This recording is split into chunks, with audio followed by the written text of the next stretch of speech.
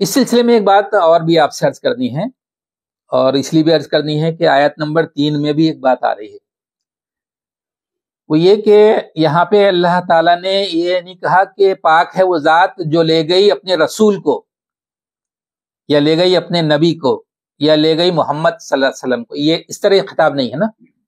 سبحان الذی اسرا بعبدہ، پاک ہے وہ ذات جو لے گئی اپنے بندے کو، یعنی آپ کی جو بندگی والی حیثیت ہے اس کا ذکر اللہ تعالیٰ نے کیا یہاں پر. اور اس سلسلے میں یہ بات ہمیں سمجھنی چاہیے کہ اللہ تعالیٰ کو سب سے محبوب ترین چیز جو لگتی ہے انسانوں میں وہ یہ کہ انسان اللہ کا بندہ بنے. بندہ بننا جو ہے یہ اللہ کو سب سے زیادہ محبوب ہے. اس لیے یہاں پہ اللہ تعالیٰ نے اللہ کے رسول صلی اللہ علیہ وسلم کی رسالت کی بات نہیں کہی، نبوت کی بات نہیں کہی، بلکہ اپنے بندے کو لے کر گئے. یعنی اللہ کے رسول کے بارے میں یہ سرٹیفکیٹ دیا کہ محمد جو ہیں وہ میرے بندے ہیں. اور اللہ کسی کو سرٹیفکیٹ دے دے بندگی کا تو اس سے بڑا پھر کوئی اعزاز اس کے لیے ہو نہیں سکتا. تو اللہ کے رسول کو یہ کہا اللہ تعالیٰ نے کہ ہم اپنے بندے کو لے کر گئے، یعنی اللہ نے خود کہہ دیا کہ محمد جو ہیں وہ میرے بندے ہیں. یہ اتنا بڑا اعزاز ہے کہ ہمارے یہاں کلمہ شہادت کا حصہ بن گیا ہے نا. جس کلمے کو پڑھ کر ہم مسلمان ہوتے ہیں اس کلمے کا یہ جو ہے یہ صفت حضور کی حصہ بنی. اور اس انداز میں بنی کہ رسالت سے پہلے بندگی کا ذکر اللہ تعالیٰ نے کیا. اشہد ان لا الہ الا اللہ و اشہد ان محمدن عبدہ و رسول، میں گواہی دیتا ہوں کہ محمد صلی اللہ علیہ وسلم اللہ کے بندے ہیں اور اس کے رسول ہیں. تو اللہ تعالیٰ نے اس آیت میں اپنے رسول کے بارے میں یہ بات بتائی کہ وہ میرے بندے ہیں، محمد میرے بندے ہیں. یہ بات میں اس پہ خاص طور سے اس لیے کر رہا تھا کہ آیت نمبر 3 میں حضرت نوح علیہ السلام کے بارے میں بھی اللہ تعالیٰ نے یہی بات بتائی کہ نوح میرا مخلص بندہ تھا.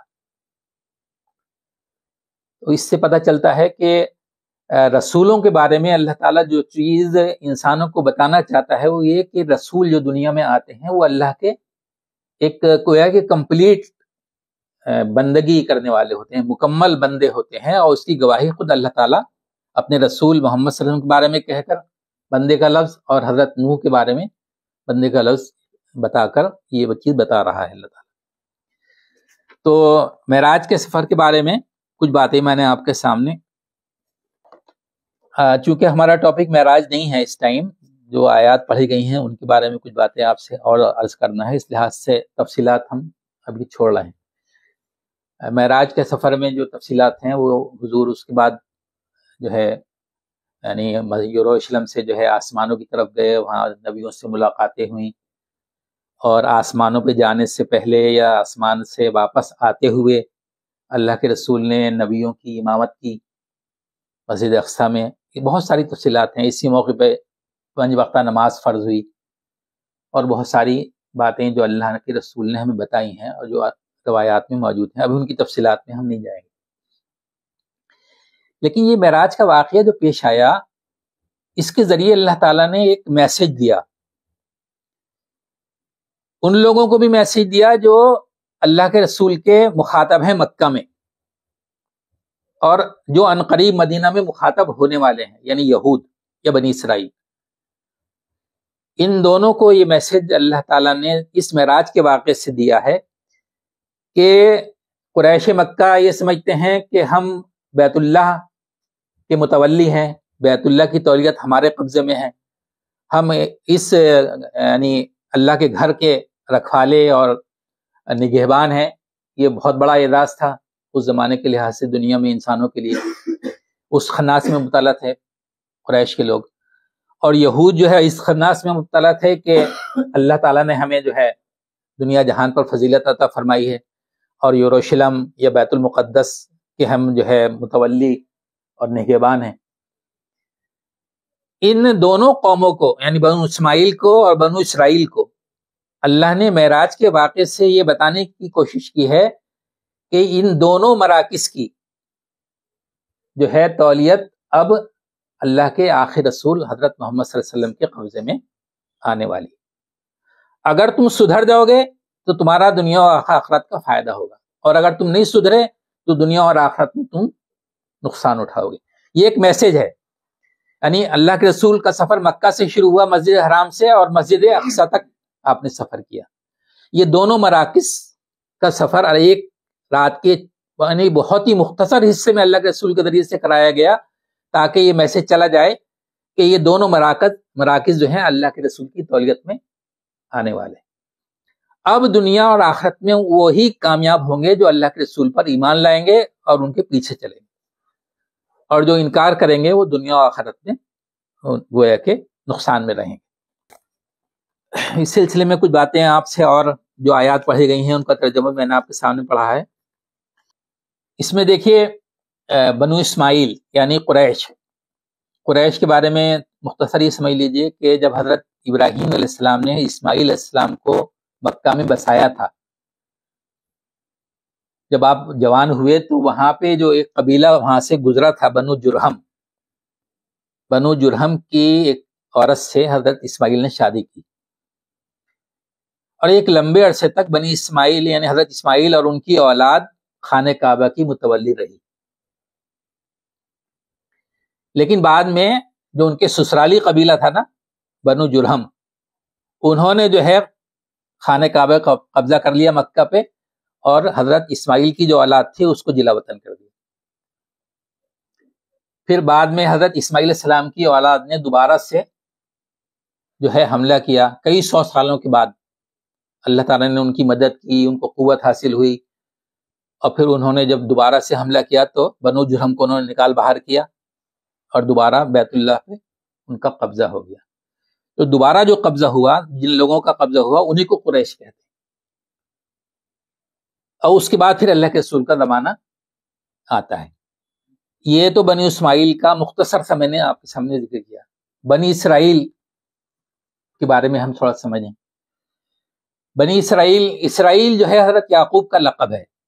اسرائیل کا مطلب ہوتا ہے، ایل کہتے تھے اللہ کو عبرانی زبان میں، اور اسرائیل کا مطلب ہوتا ہے وہی جو عربی میں عبداللہ کا ہوتا ہے. حضرت یعقوب کو اسرائیل کہتے ہیں، اللہ کا بدلہ. ان کی اولاد بنی اسرائیل ہے. بنی اسرائیل حضرت یوسف جو یعقوب کے بیٹے تھے، ان کے زمانے میں مصر شفٹ ہو گئی تھی. یہ بات ہم سب جانتے ہیں، اور نہیں جانتے ہیں تو سورہ یوسف کا مطالعہ ہم کریں. مصر میں تقریباً 400 سال رہے بنی اسرائیل. ان 400 سالوں میں شروع میں بنی اسرائیل کی حیثیت یہ رہی کہ وہ اہل اقتدار تھے، لیکن بعد میں جب وہاں پہ نیشنلسٹ لوگوں کا غلبہ ہو گیا تو پھر بنی اسرائیل ان کے غلام بنا لیے گئے، اور غلامی اتنی زیادہ بڑھ گئی کہ فرعون ان کے مردوں کو، لڑکوں کو قتل کرتا تھا اور ان کی لڑکیوں کو زندہ رکھتا تھا.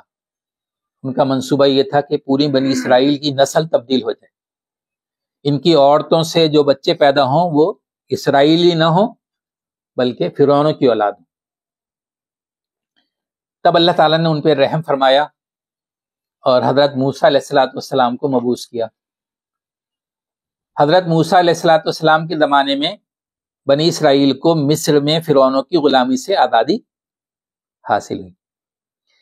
یہ بات بھی ہمارے سمجھنے کی ہے کہ فرعون کسی بادشاہ کا لقب نہیں، کسی ایک بادشاہ کا. مصر کے ہر بادشاہ کو فرعون کہا جاتا تھا، اور تقریباً 31 یا 32 فرعون ہوئے ہیں تاریخ کے اندر، یہاں تک کہ آخری فرعون جو ہے اس وقت تھا جب کہ سکندر نے مصر پہ حملہ کیا.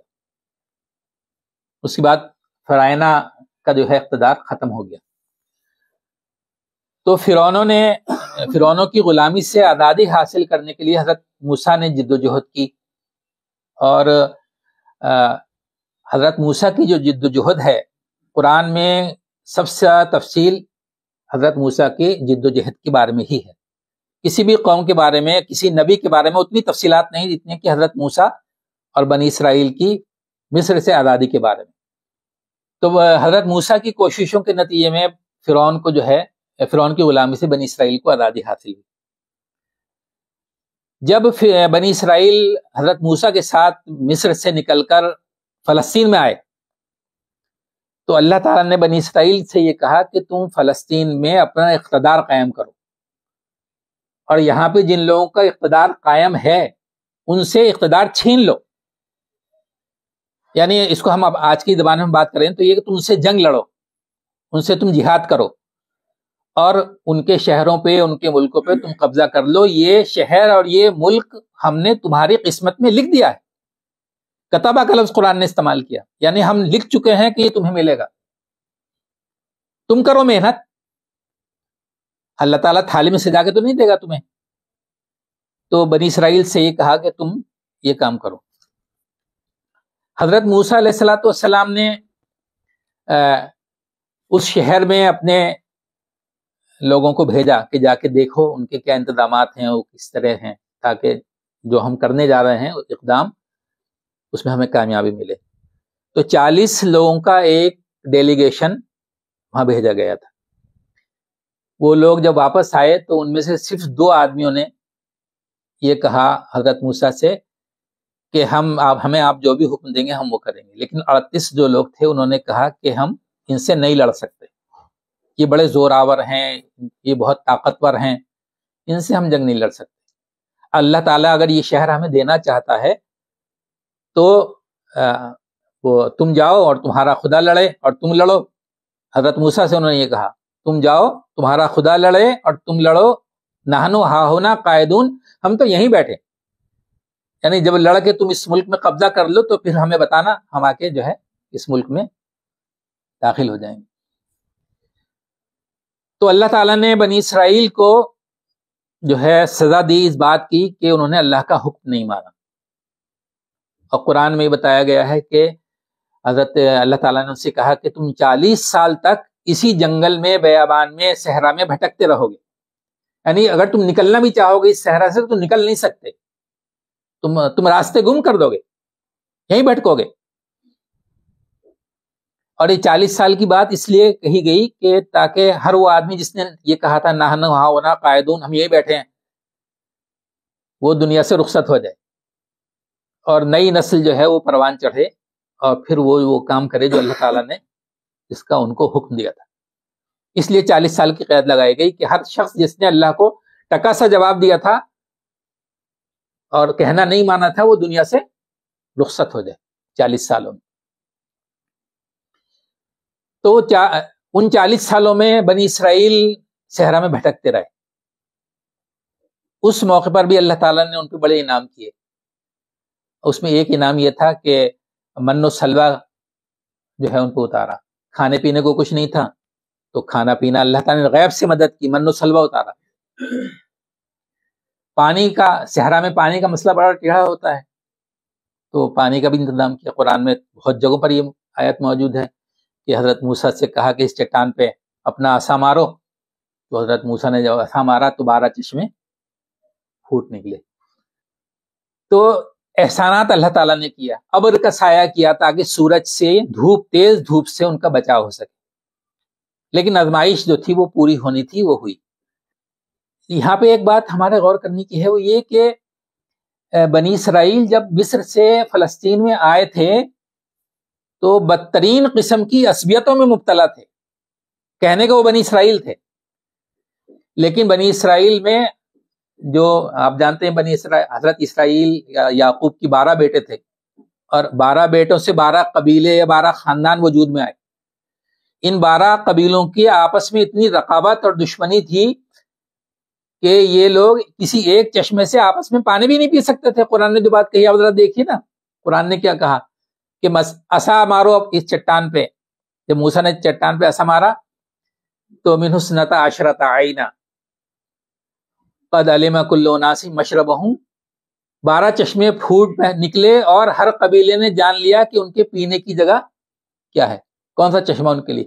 یعنی ایک چشمے سے وہ پانی بھی نہیں پی سکتے تھے، اتنی بدترین عصبیتوں میں مبتلا تھے جب فرعون کی غلامی سے نکل کر آئے تھے. یہی وہ چیز ہے جو بعد میں اللہ تعالیٰ کی طرف سے جو آزمائشیں آئی ہیں اس کا سبب بنی. تو بہرحال 40 سال کے بعد ان کا دوبارہ ان کو اقتدار مل گیا، لیکن اسی دوران حضرت موسیٰ علیہ السلام کا انتقال ہو گیا اسی صحرا بیابان کے اندر. حضرت موسیٰ جو ہے بنی اسرائیل کا غلبہ نہیں دیکھ سکے. لیکن جب بنی اسرائیل کو اقتدار حاصل ہو گیا تو جو عصبیہ جس کا میں نے آج ذکر کیا ہے، اس عصبیت کے نتیجے میں بنی اسرائیل کی ایک حکومت نہیں بنی، فلسطین میں بنی اسرائیل کی 12 حکومتیں بنی، ہر خاندان کی، ہر قبیلے کی الگ حکومت تھی۔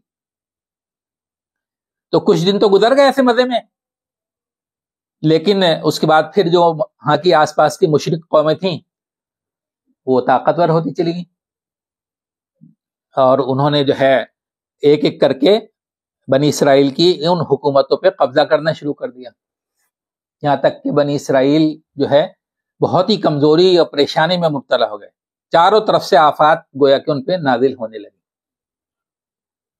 اس موقع پر جو اللہ تعالیٰ کے نبی تھے، بنی اسرائیل نے ان سے کہا کہ آپ دعا کیجیے اللہ تعالیٰ سے کہ اللہ تعالیٰ جو ہے ہماری مدد کرے اور ہمارا کوئی بادشاہ مقرر کر دے۔